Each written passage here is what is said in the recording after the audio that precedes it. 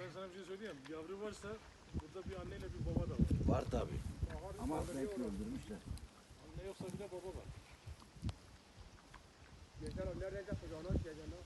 Yeter. Yeter abi. Gel gel sen de gel gel. Gel gel. Gitme abi. Gitme başına ama o iş gelmiyor zaten.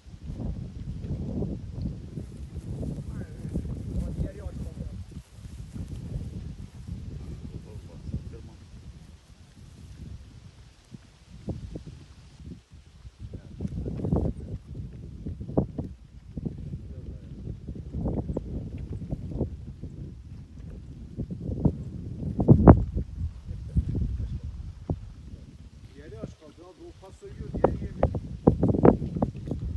Zaten bak bu çok benziyor.